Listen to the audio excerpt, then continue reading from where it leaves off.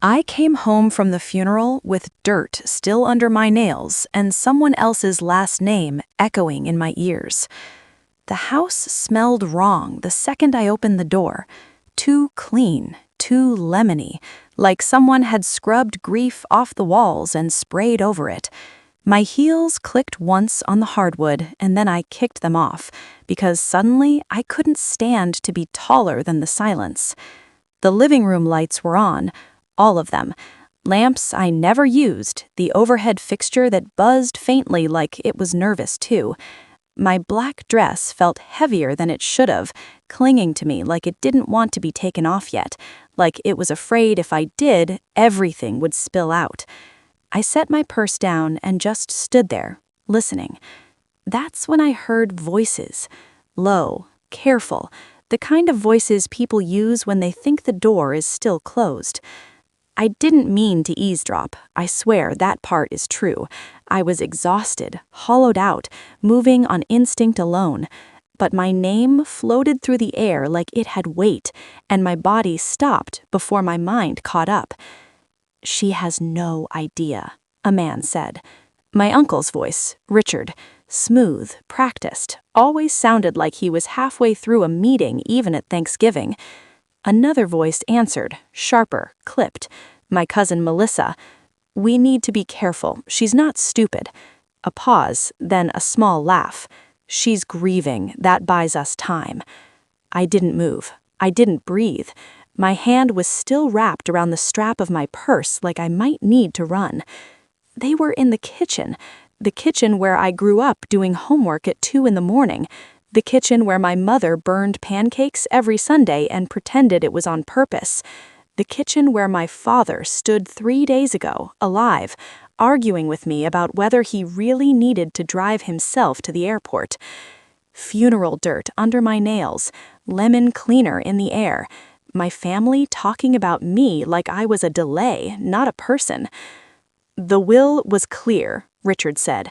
"Clear enough that the lawyer won't question it, not unless someone points him in the right direction." Melissa sighed. "And we won't. She never liked dealing with paperwork. Remember when Dad died? She let me handle everything." That stung worse than I expected, because it was true. I hated paperwork. I hated signatures and forms, and the way grief got turned into folders and files. Richard lowered his voice even more. "The inheritance isn't small. If she realizes what she actually has, she won't, not if we move fast." Something cold slid down my spine. Inheritance. Nobody had said that word to me yet. The funeral had been all condolences and casseroles, and hands squeezing my shoulder like I was fragile glass. The lawyer had shaken my hand and told me we'd talk soon. No numbers, no details, just soon. I took one silent step closer to the hallway wall, pressing myself against it like it could hide me if I needed it to. My heart was loud. I was terrified it would give me away. Richard cleared his throat. "We just need her to sign the temporary trust documents. After that, it's mostly administrative." "And if she asks questions?" Another pause. Then softer, almost gentle. "Then we tell her it's what your father wanted." I tasted something bitter in the back of my mouth. My father wanted a lot of things. He wanted me to stop apologizing for existing. He wanted me to learn how to say no. He wanted me to know the difference between being kind and being convenient. He did not want this. I shifted my weight and the floor betrayed me with a tiny creak. The voices stopped. Every muscle in my body went rigid. "Did you hear something?" Melissa asked. "No," Richard said too quickly. "Probably the house settling." The house didn't settle like that. I did. I waited a full minute before I moved again, then another. When I was sure they were still talking, lower now, cautious, I turned and slipped back toward the front door, every step deliberate, every breath controlled. I didn't confront them. I didn't slam the door or demand explanations. I didn't cry or scream or announce that I'd heard everything. I left. I drove around for almost an hour with no destination, my hands shaking on the steering wheel, my mind replaying fragments like broken glass. Temporary trust documents. Move fast. She has no idea. By the time I parked in front of my apartment, the sun was already sinking, turning the sky the same dull gray as the cemetery soil. I sat there until my phone buzzed. A text. Unknown number. Hi, this is Daniel Carter. I'm the attorney handling your father's estate. Please call me when you have a moment. My chest tightened. I didn't call him back. Instead, I went upstairs, locked the door, and kicked off my dress like it had betrayed me. I scrubbed my hands raw in the bathroom sink until the dirt finally went away, but the feeling didn't. My father used to say that listening was a skill, that people told you everything if you let them believe you weren't paying attention. I lay awake that night staring at the ceiling, realizing two things at once. One, whatever my family thought I was about to inherit, it was important enough to lie about. And two, they had no idea I already knew. The next morning, I finally returned Daniel Carter's call. His voice was calm, professional, almost too calm. I was wondering when I'd hear from you, he said. There are a few things we should discuss, preferably in person. I closed my eyes. About the inheritance, I asked carefully. Another pause, just a fraction of a second, but I heard it. Yes, he said, about the inheritance. I hung up and stared at my reflection in the dark phone screen, seeing a woman who looked the same as she always had and not at all like the person she was about to become. Because somewhere between the funeral and my family's whispered plans, something had shifted. They thought I was grieving. They thought I was clueless. They thought I wasn't listening. And they were wrong. Daniel Carter's office was on the 12th floor of a glass building downtown, the kind of place where the elevator walls were mirrors so you couldn't avoid looking at yourself on the way up. I watched my own face rise floor by floor and tried to recognize the woman staring back. She looked composed, calm, someone who slept through the night. The doors opened with a soft chime that felt disrespectful to the knot in my stomach. Daniel stood when I walked in. Mid-40s, silver at the temples, expensive suit that didn't try to impress because it didn't have to. He shook my hand gently, like he already knew I'd had enough firm grips lately. "I'm sorry about your father," he said. "Thank you," I replied, automatically. We sat. His office smelled like leather and coffee and something faintly citrusy. Lemon, again. I wondered if the whole world had decided that grief needed to be disinfected. He slid a folder across the desk, thick, heavier than it looked. "Before we begin," he said, folding his hands, "I need to ask you something important. Has anyone discussed the contents of your father's will with you?" I pictured my uncle's voice in my kitchen. "She has no idea." "No," I said. Not a lie, not the truth either. Daniel nodded slowly, like that answered more than I realized. "Good, then I'll start from the beginning." He opened the folder. "Your father updated his estate plan 18 months ago," he said, quietly. He was very specific about confidentiality. My throat tightened. Why? Daniel met my eyes. He told me he was afraid. That landed hard. "Afraid of what?" I asked. "Of family," he said gently. I looked down at my hands, folded tightly in my lap. My father had always loved his family in theory. In practice, he kept a careful distance. He left the majority of his assets in a private inheritance trust. You are the sole beneficiary. The word soul echoed in my head. "How much?" I asked, my voice barely steady. Daniel didn't answer right away. Instead, he turned the folder so I could see the first page. Numbers stared back at me, neat and typed and unreal. I sucked in a breath before I could stop myself. "That can't be right," I said. "It is," Daniel replied. "Your father owned significant real estate holdings under multiple LLCs. He also held early shares in 2 tech companies that went public last year. quietly, very quietly. I felt lightheaded. How didn't I know any of this? He wanted it that way, Daniel said. He lived simply on purpose. The room felt too small. My family. Yes, Daniel said. Your uncle and cousin are aware of some assets, not all. Some. My hands started to shake. I pressed them flat against my thighs. They're asking me to sign trust documents, I said. Daniel's expression changed, just slightly. The professional mask slipped, revealing something sharper underneath. Have you signed anything? He asked. No. Good. He leaned forward. The documents they're likely presenting would place temporary control of the trust into a family-managed entity, temporary in name only. My chest went cold. So if I sign, you would effectively lose control, he said, without realizing it. I thought of Melissa's voice. Administrative. Daniel closed the folder. There's something else, he said. Something your father instructed me to tell you only if I believed you were at risk of being manipulated. I laughed once, short and humorless. I think we're past that. Daniel reached into his desk and pulled out a sealed envelope, thick, cream-colored, my father's handwriting on the front. My name. He was told to give you this if your family moved too quickly. My fingers hovered over it, afraid to touch it like it might disappear. When did he write this? I asked. 3 months ago, he said, after a family dinner. My heart dropped. I took the envelope. The paper was warm from his hand, or maybe that was my imagination. I broke the seal slowly, like I was opening something alive. Inside was a single letter. No legal language, no lawyer polish, just my father's words.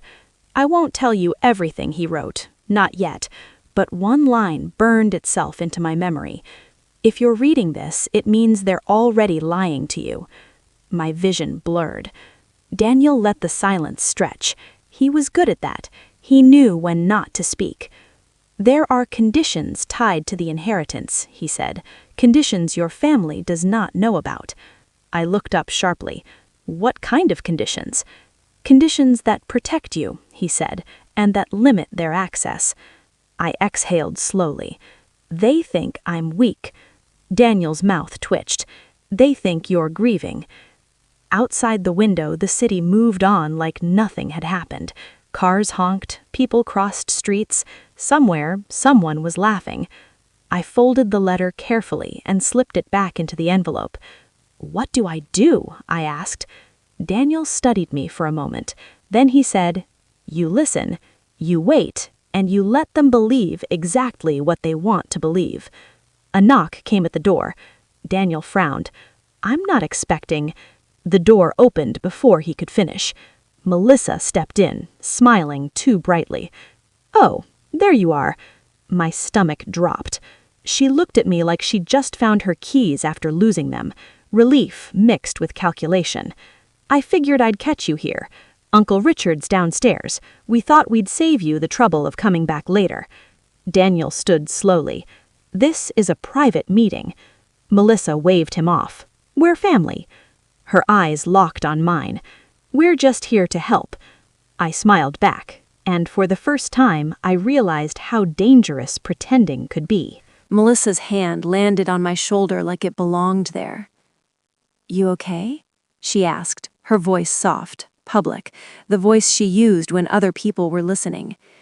You look overwhelmed. I let my shoulders sag a little under her touch, just enough. I am, I said. This is a lot. Daniel watched me carefully. He didn't interrupt. He didn't rescue me. He understood exactly what I was doing. Richard appeared in the doorway a second later, straightening his tie like he'd rehearsed this entrance in the elevator mirror.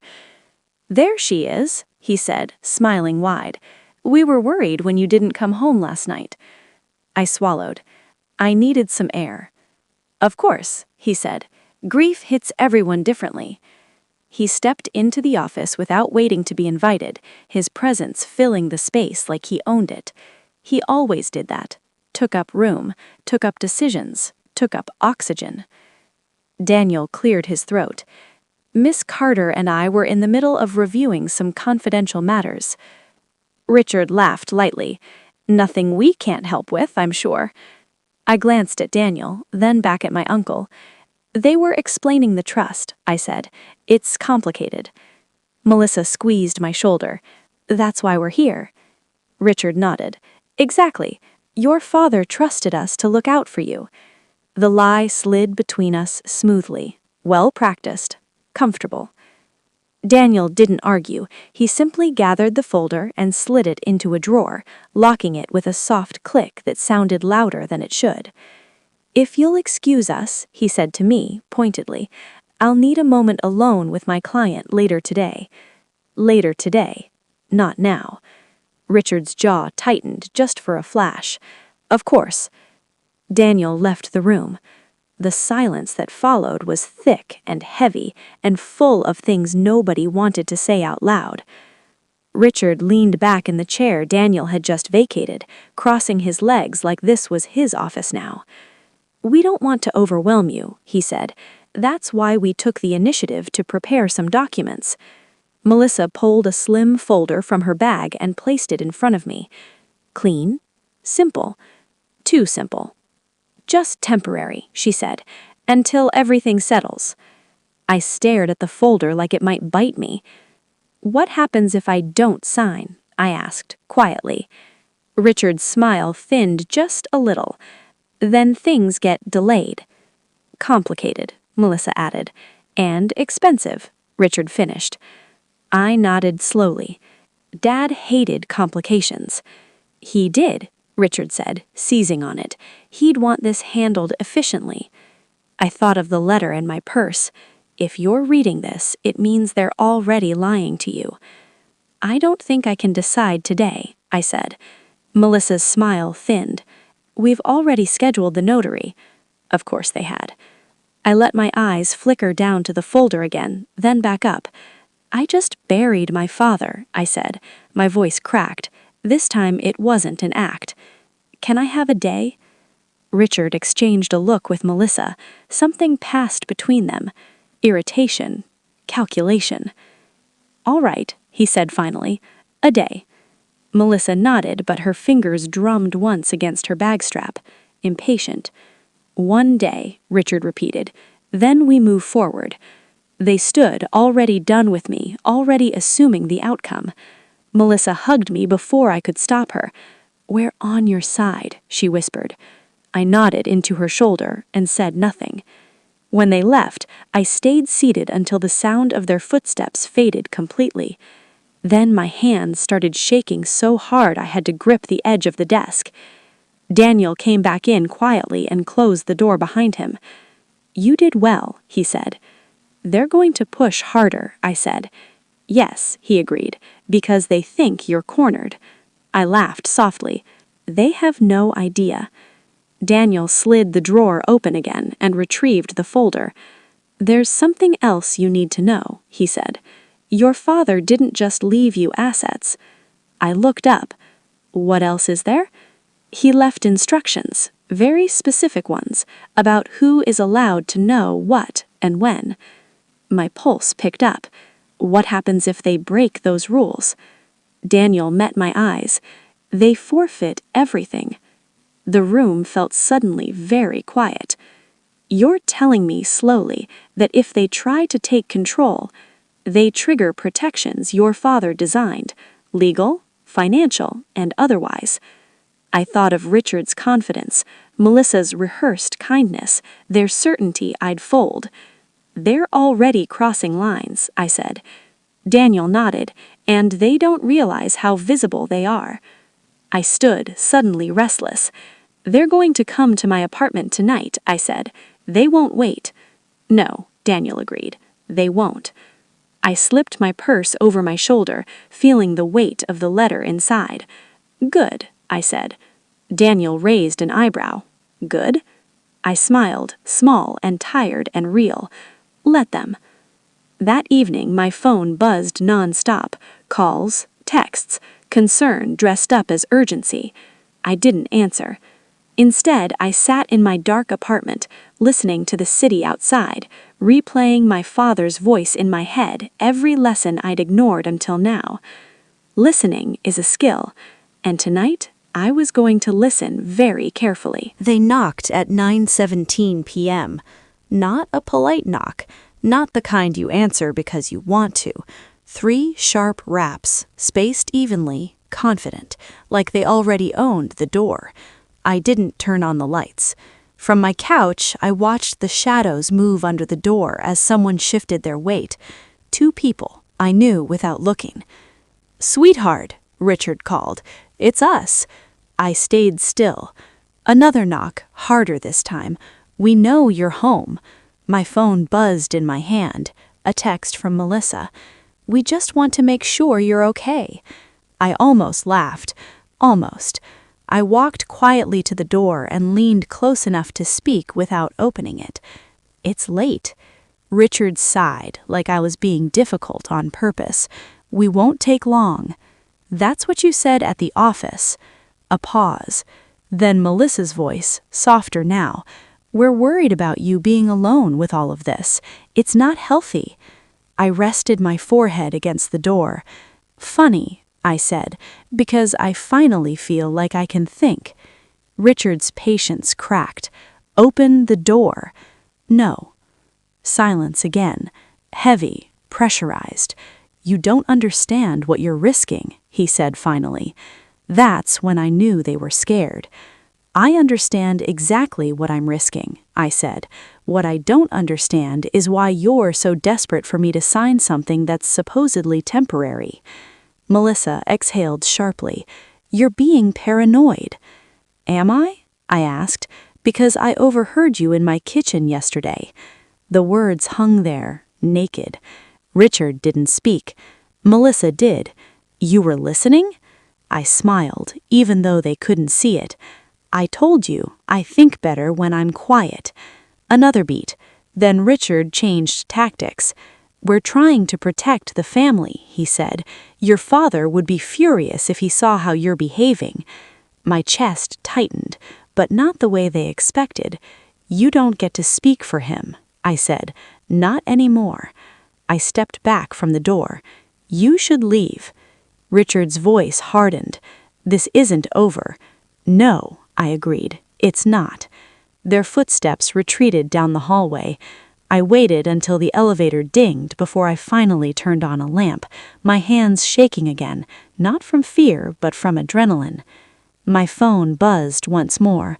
A message from Daniel. "They contacted me an hour ago. I told them all communication goes through council now." I sank onto the couch and stared at the ceiling, my heart pounding like it was trying to escape. The next few days blurred together. Voicemails turned sharper, texts turned colder, concern dropped its mask completely. Melissa accused me of being ungrateful. Richard warned me about consequences. Then came the letter, certified mail, their lawyer's name on the envelope. I didn't open it right away. I took it to Daniel's office instead, placed it gently on his desk like a loaded weapon. He read it once, then again. "They're challenging the will," he said calmly, "claiming undue influence." I laughed, loud and brittle. "From who?" Daniel met my eyes. "From you." Something inside me went very still. "They're saying you manipulated your father," he continued, "that you isolated him, that you pressured him." My hands curled into fists. "He isolated himself because he didn't trust them." "Yes," Daniel said, "and now we prove that." He slid another folder across the desk, thicker than the first. "What's this?" I asked. "Everything your father documented. Emails, recordings, timelines, a contingency plan." My throat tightened. He really thought this far ahead? Daniel nodded. He knew them. I flipped through the pages, my father's voice almost audible between the lines, calm, methodical, protective. "He left one final instruction," Daniel said. I looked up. "What?" If they pushed this to court, he said, you were to decide how visible the truth becomes. A chill ran through me. Meaning, Daniel said carefully, some of this information doesn't just cost them the inheritance. I closed the folder slowly. Outside, sirens wailed somewhere far away, life going on, people untouched by this quiet war. That night I stood alone in my apartment, holding my father's letter again, rereading the last line I hadn't let myself face yet. They will show you who they are when they think you're cornered. Let them. My phone lit up. Melissa. I didn't answer. Then another call. Richard. Still no. Then a voicemail notification. I stared at it, my thumb hovering, knowing that once I pressed play, there would be no going back, that the next phase would begin, louder, messier, public. I didn't listen. Not yet. Instead, I looked around the apartment, at the life I'd lived thinking I was ordinary, thinking I was safe because I was small and agreeable and easy to overlook. They taught me that lesson too well. And now they were about to learn what happens when the quiet one finally decides to speak. If you felt that tension building, if you want to know what happens when this goes to court, when the recordings come out, when the family secrets don't stay private anymore, like the video, subscribe to the channel, and share this story because the next chapter is where everything explodes.